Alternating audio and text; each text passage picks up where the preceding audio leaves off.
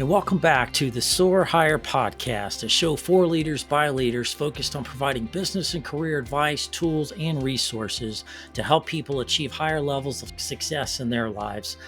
I am Coach Jason Ballard. It's a pleasure to be back with you and host this show, second show of 2023. And we're just super excited about all the things we've got going on and lined up for you. Some outstanding experts in various aspects of business and career functions of life that are going to help you hopefully be better in 2023. Well, today we've got an exciting show. Today we're taking 3 questions from our audience. People are starting off the new year and they've got a lot of different questions about 2023 and where the opportunities are. And so thank you for your time and sending us in very good questions and engaging us in different ways. And so there's a lot of things on your minds out there, and we're going to try to talk about 3 of the most common and the most important things that seem to be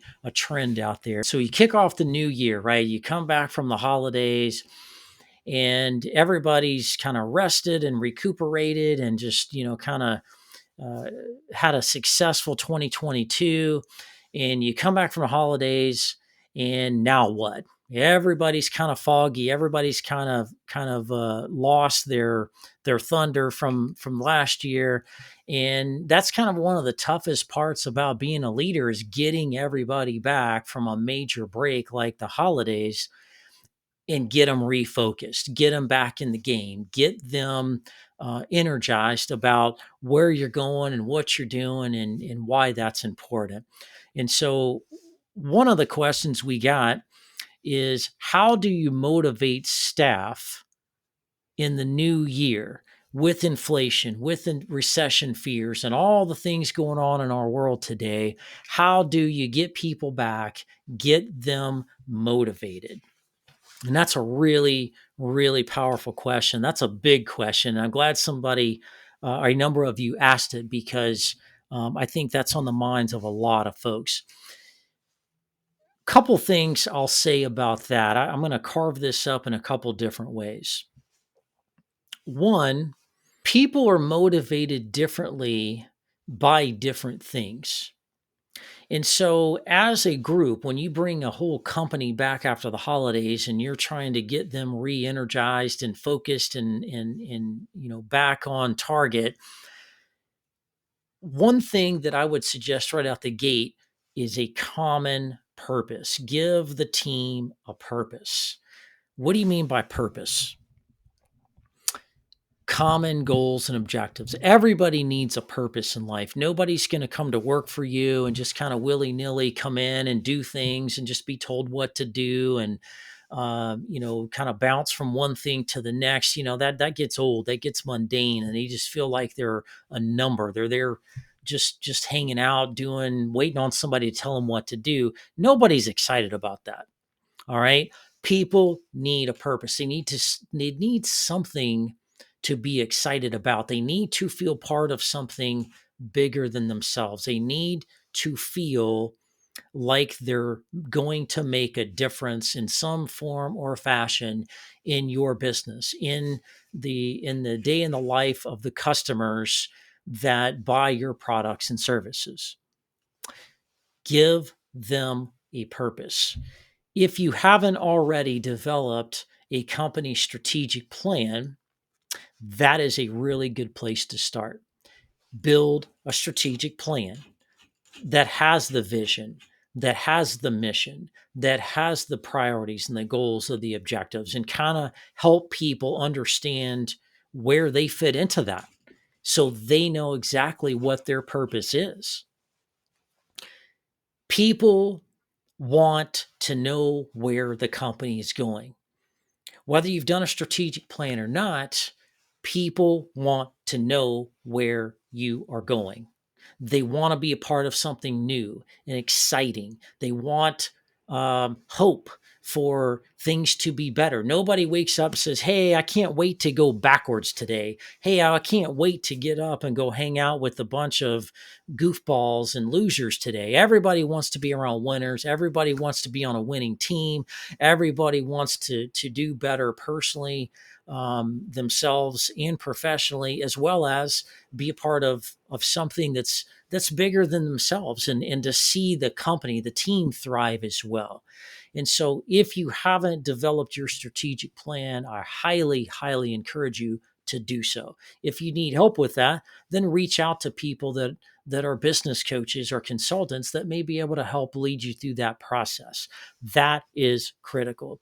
If you don't have a strategic plan that you can connect and deliver to each and every one of your employees, then you're just going to be making up things as you go, and nobody likes that. Everybody wants to know what the long-term vision is and what success looks like in 12 months or 24 months. People want hope in the perspective of being involved in something that's going to be special. Okay. Everybody needs to understand the big picture. Most of your employees are focused on the day to day, the daily tasks, the daily fires, the daily phone calls and emails and customer complaints and all the daily things that you have them doing. Regardless of what level they're at, they have their daily things that they do that's aligned with their strengths and talents and things like that.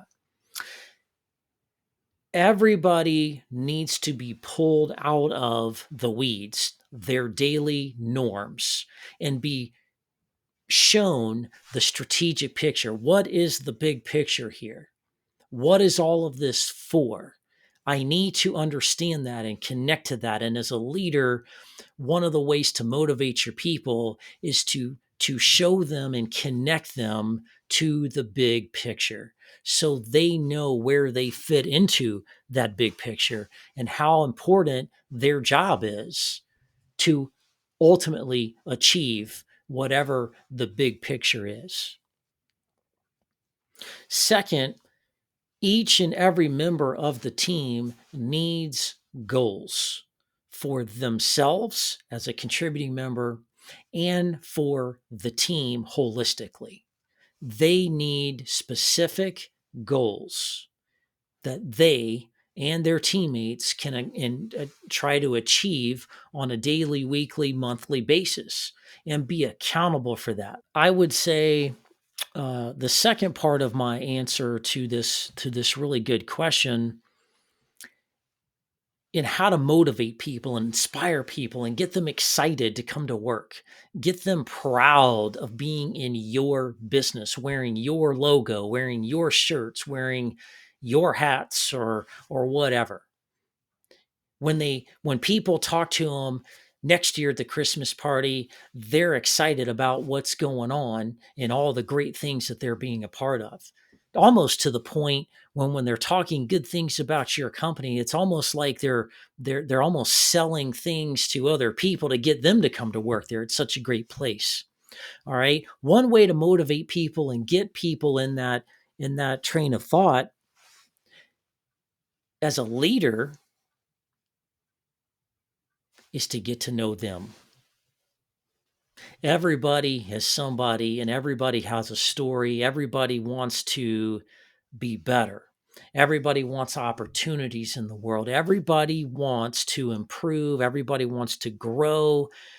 Everybody wants to be part of something special. But everybody has a story. Everybody has constraints and fears and worries and things that hold them back. And so to motivate people, to give them encouragement and empower them, you have to get to know them. I would encourage all leaders to get to know your people better. In 2023, make it your goal to get to know your people better this year, even on more of a personal level, their dogs' names, their kids' names, what kind of things they've got going on in their lives, what some of their goals and aspirations are, as individuals. What's important for them? Where do they want to go in their careers? What are their dreams of accomplishing something, and how can you maybe help them with that? And when you start to understand that a little bit deeper, then you can start understanding their strengths and their weaknesses. And when you can start understanding those things, you know what you can do to push them to be better. You know what their trigger points are and where you push them too far. But you want to be able to stretch them. You want to be able to get them out of their comfort zone. You want to be able to challenge them and give them opportunities to excel. Give them opportunities to make mistakes. A lot of leaders are afraid to do that, afraid to make a mistake. Making mistakes with your people is okay as long as it's a calculated and measured mistake, because people are going to make mistakes. But having a safe culture and a safe environment to make mistakes, to stretch yourself, to push yourself is very, very healthy.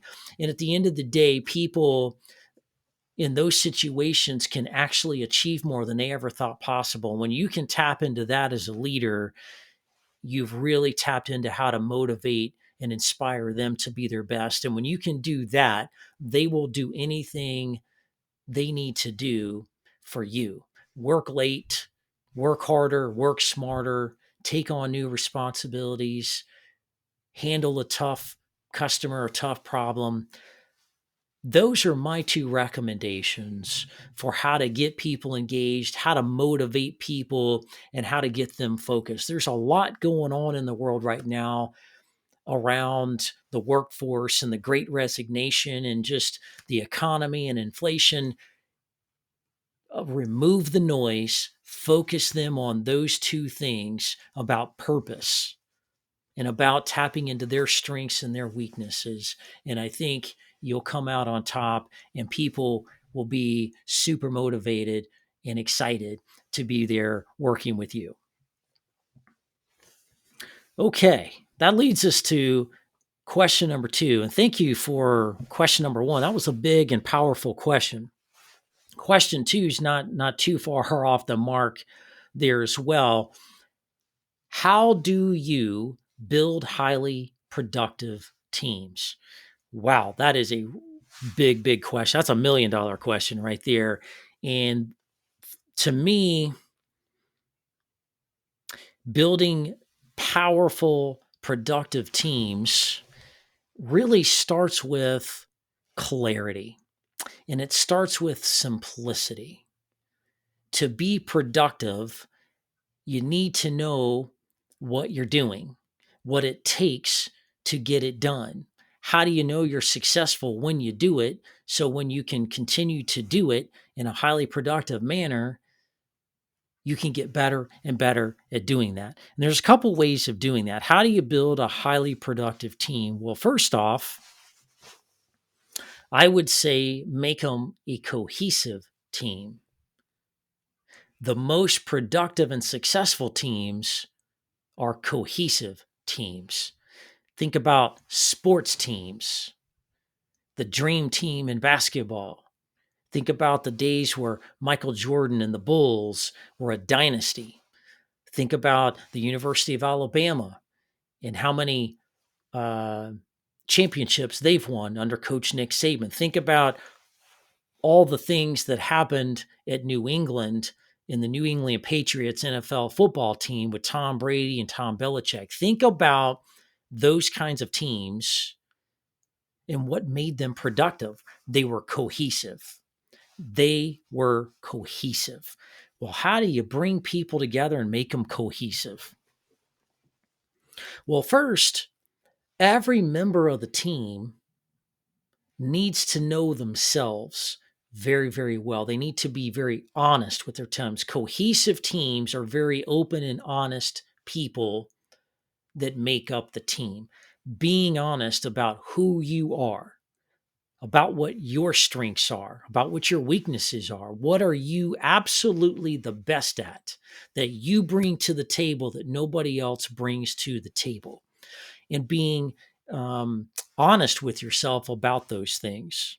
Next, I would say once each individual really truly is honest and understands those things, then the rest of the team needs to know what each member of the team brings to the table. That can't be a secret. Each member of the team needs to be sharing with other members of the team about what they are the best at, what excites them, what they are talented and gifted. What are the things that God gave them that are unique to them that nobody else got?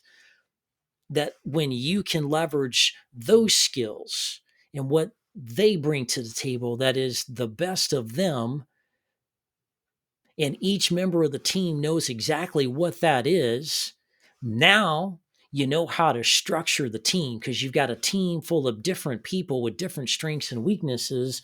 And the best teams put the right people at the right place at the right time to execute their part of the team.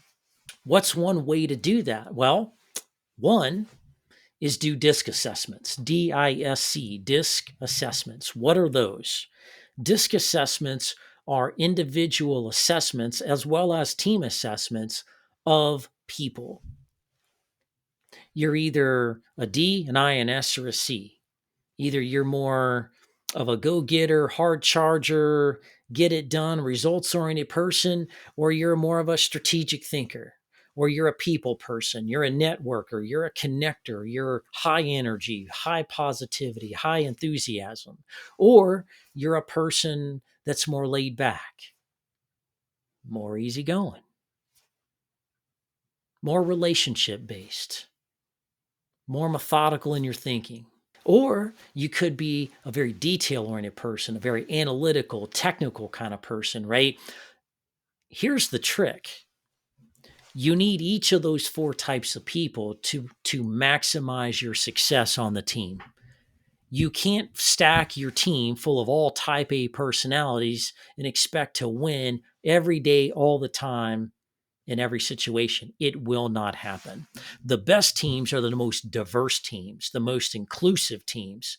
And I'm not necessarily, talking about, race or gender and those kind of things, even though those are important factors, yes. But I'm talking about skills they bring to the table, the personalities they bring to the table, the experience levels they bring to the table. Those are those types of things. DISC assessments allow everybody in an open and transparent way to understand themselves and each other so you can best utilize them holistically as a team.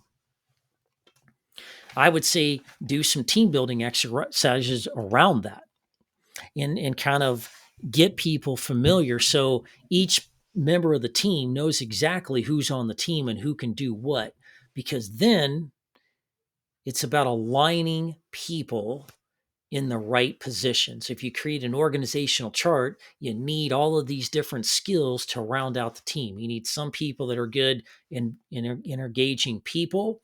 You need some people that are good project people. You need some people that are detail oriented people. And you need all kinds of people. Putting the right people at the right place at the right time and everybody knowing what each member brings to the table is critical. Another way to build a highly productive team is for the team members to get to know themselves as much as possible. So we talked about DISC and we talked about strengths and weaknesses and who, should be where on the team, but you also need something called trust. Trust is huge. Without trust, a team really does not go very far. You have to trust the people on the team. When I was in the military, trust was huge because really in the military, lives were on the line. You had to trust the person in the foxhole next to you because if you got injured or hurt or anything happened to you, you needed to trust that the next person had your back and they could help you. They can get you to safety. They can deal with a situation. They will take care of you. They will not leave you behind, right? And you need to know that everybody on the team is going to do that for each other. You're going to protect each other, watch each other's back, do things to help each other, care for each other, love on each other. Well, one way you can build trust is just to get to know people better. It's one thing to work with people in the office and know some strengths and weaknesses. That's one thing. That's a good first step. But get the team connected away from work, going out to dinner together, going out to do bowling together. There's a place here in my hometown where they have a place where you can throw axes and compete in who can hit the bullseye with an axe or something. Right? There's places that you know do golf events like Top Golf. There's places that do bowling or confidence courses or all kind of cool things. Get people together away from work where they can socialize and just relax and be themselves, and you get to know them on a more of a personal level. The next thing I would say in building productive teams is productive teams need to be focused. They need to be laser focused on common goals and objectives. When teams have their own agendas or building their own empires or doing things in a disparate type of manner, it fractures the team. Everybody on the team needs to be rowing the boat in the same direction at the same time. They need common goals and objectives. If you haven't provided those goals and priorities and objectives to them, that's what they need. It needs to stretch them. It needs to challenge them as a team and allow them to continue to get better and better. Lastly, as a leader on productive teams, the next thing you need to do once you've done those other things is support them. Listen to them. Listen to their ideas. They're experts. They know best how to do things better than you. Listen to them. Whether they're just venting and complaining or they've got some really, breakthrough ideas that can make a big difference and allow things to be more effective or more efficient, solving a problem. Support them with tools they may need to do the job. Support them with resources and money and systems or processes or whatever they need to do what they need to do. The last thing highly productive teams need to worry about is how they're going to do all these things and get all these things so they can actually do the things they need to do to be productive. Wrap your arms around them as a leader and make sure they have all those things at the appropriate times. When you do all those things, you will have built a very highly productive, cohesive team that can really make a difference and light the world on fire. Third and final question, again, another big one. They don't seem to get easier. Why is it that we seem to have talent gaps in our workforce? People are confused. The federal government just came out with a report saying unemployment rate is 3.2%. How in the world in a highly competitive environment, post-COVID environment, do you continue to attract the best of the best people, especially if unemployment? So people are confused. They're like, well, are we in a recession? Are we coming out of inflation? I mean, unemployment rate's normally a good thing. That means a lot of people are working. It means a lot of positive things are going on. How do we find these people? How do we continue to move the company forward with these types of situations going on? Well, I would say the unemployment rate is a really, really good sign of positive things. It means we've turned a corner coming out of COVID. We've turned a corner coming out of the great resignation, and more people at work means more money in the economy, more businesses able to move forward and do big things. And so this is actually a very positive sign. But back to the question, how do you continue to attract and retain top talent? How do you motivate that top talent? How do you compete with other people when the unemployment rate is supposed to be at 3.2%? That's really, really, really tough. I think workforce in labor gaps and shortages is one of the top things going on as across the entire nation that is on the mind of business leaders all over the place. That's one of the top things people come to me and talk about as a business coach is labor and people and filling the needs. Well, here's the reality. Even though government reports say certain things, that's all good and well, but at the end of the day, we still have a challenge. There's still more demand than there are supply of people. And it seems to be getting worse.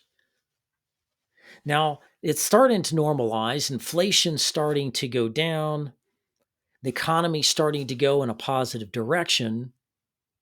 It just means we're starting to do things moving forward. It's just going to be slow going forward. We're making really good progress in the economy, but it's slow going forward. The demand for talent still exists. The demand for top talent, qualified talent, people that want to work, people that are excited to go to work for you is just becoming more competitive. It was already competitive. It was already a challenge. The Great Resignation taught us a lot of lessons about where people want to work, the types of things they want to do, how they want to do it, when they want to do it, which kind of gets to the other part of this equation. People in the workforce do not think about their career as a job anymore. It's not a job. And a lot of employers are really still kind of stuck in the past. People just don't want a job. They want a career. They want something bigger. And so, for the employers and the leaders out there listening to this, my advice is you need to make changes. You need to adapt. It's not about just paying people more money or giving them more perks and benefits. Those are nice. But those types of things may not apply to everybody. Everybody's different. It used to be, we used to do more vanilla cookie cutter benefits and packages that we give to everybody. I don't think that's the way to going forward. I think as we continue to personalize and customize our products and services to meet the needs of our clients and customers, we also need to personalize our pay and our benefits to meet the needs of the employees. With that said, you can still do that and still fail. That could still not be enough because people don't want just another job with benefits. Even if you tailored the benefits to them, that's nice, that's good. It's not everything. It's not the most important thing. So what is the most important thing? And that is people feeling part of something bigger. People in the workforce today, by the way, thanks to COVID, the workforce dynamics change. The workforce is no longer predominantly baby boomers. Today, the workforce consists of millennials and Gen Z. As an employer, you need to understand these two generations are different. They not only need different things, they are demanding different things, not in a mean, hateful, my way or the highway kind of a way. They just are different, and you've got to connect with them and evolve your culture to adapt to them in ways that will satisfy their needs in the world they're growing up in, as well as the needs of the company. This isn't about tailoring everything. It's all about the employee and giving them everything they want, like it's Christmas every day. No, it's a give and take. There are needs of the business that need to be met, but finding the right talent that's a good fit for you is the first step. And then creating the kind of place that they're excited about. And so, one thing I would tell you to do is focus on your brand and culture. Nobody gets up and wants to go to work for a company that's going downhill. Nobody wants to get up and go to work for an antiquated company that looks old, looks like it's in the 70s, feels like it's in the 70s. People don't want to go to work there. They want to go to work in a place that's up to date, modern, moving forward, talking about the future, bigger, brighter, bigger ways. All right. Nobody wants to go to work for a company that's got issues and challenges and drama and got negative press. So if you've got some concerns about your reputation or your culture, I would say start there. People want to work for a place that's exciting, that's doing something important in the world, that's making a difference in the world, that their why is more powerful than the products and services for which they are providing. People want different things. They want to make a difference. The workforce of today and the future wants to be part of making a difference, of helping the world be better. This generation, thank goodness, has a really good mindset. They don't just want to work and be a number in a company. They want to look back and feel like they made a difference. They want to be affiliated with success. The second thing I'd say is develop more flexibility.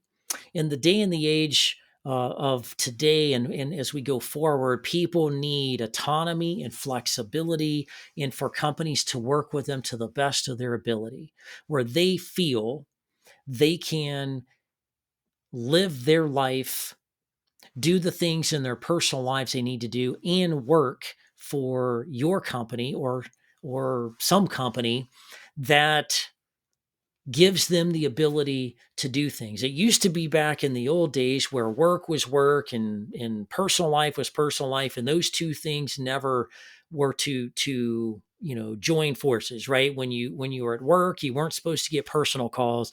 When you were at home, you weren't supposed to talk about work.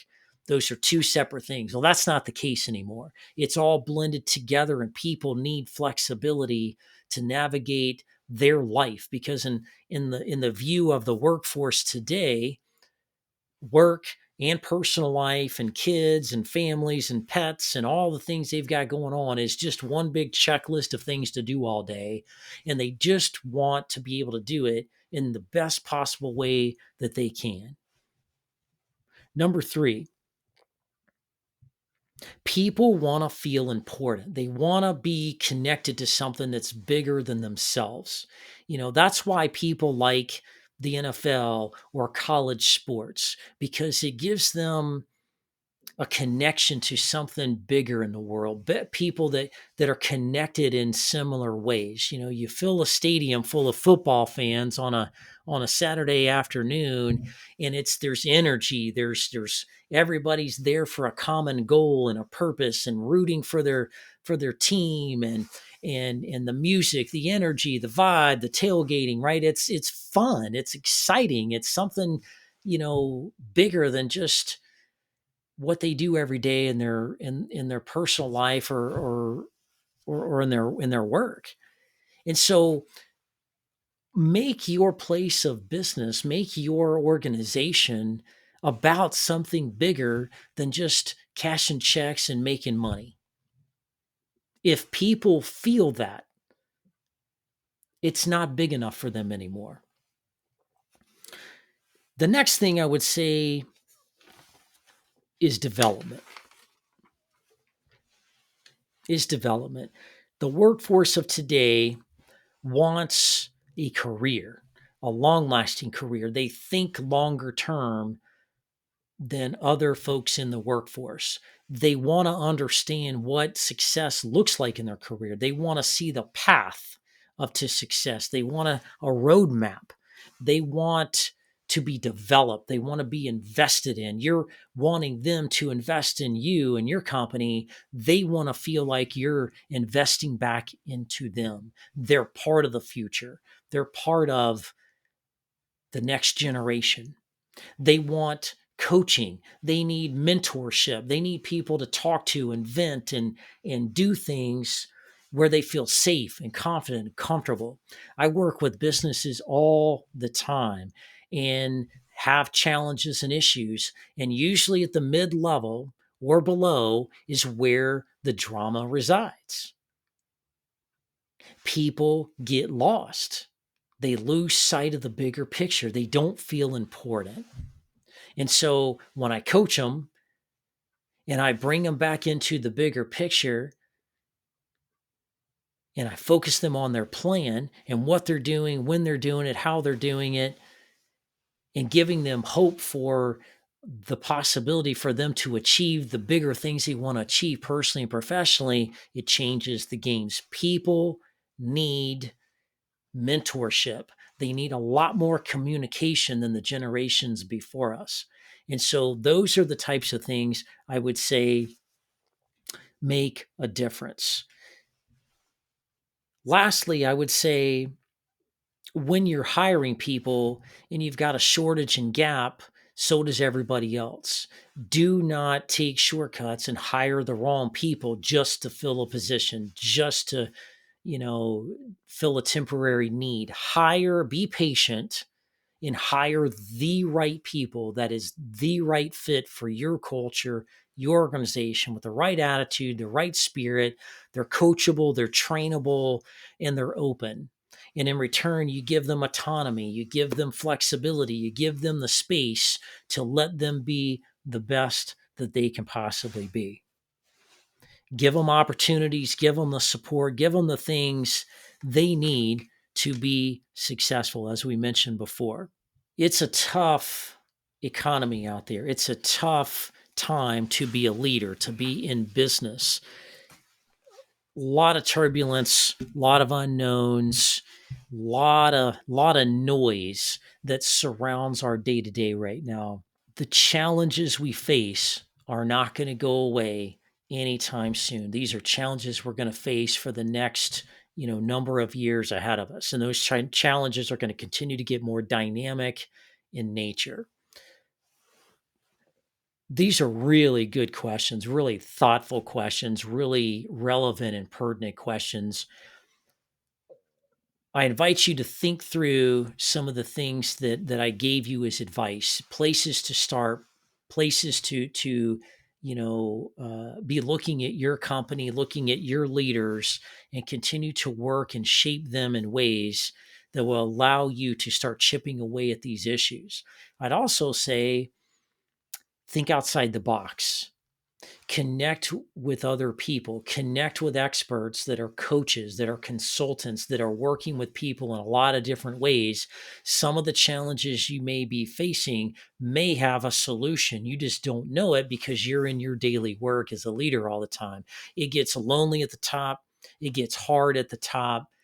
Surround yourself with people that can think differently and challenge you to think differently, and I think you'll be successful. So thank you all for the great questions. Thank you for the insightfulness. Thank you for the support of this podcast. Thank you for connecting with us and staying connected with us. I hope I was able to provide a lot of good value today. Later on our next episode, we're going to have an expert on the show, a doctor that's going to talk to us about performance science, that's going to piggyback and go into depth on the things that we talked about today. So be sure to stay tuned for next week's episode. It's going to be really, really good. This lady's really sharp, and I'm excited to introduce her and have her on the show. Continue to send us your questions, and look forward to a bigger, brighter, great 2023 with you. All the best to you. Hope you guys have a great week. Soar higher. See you later.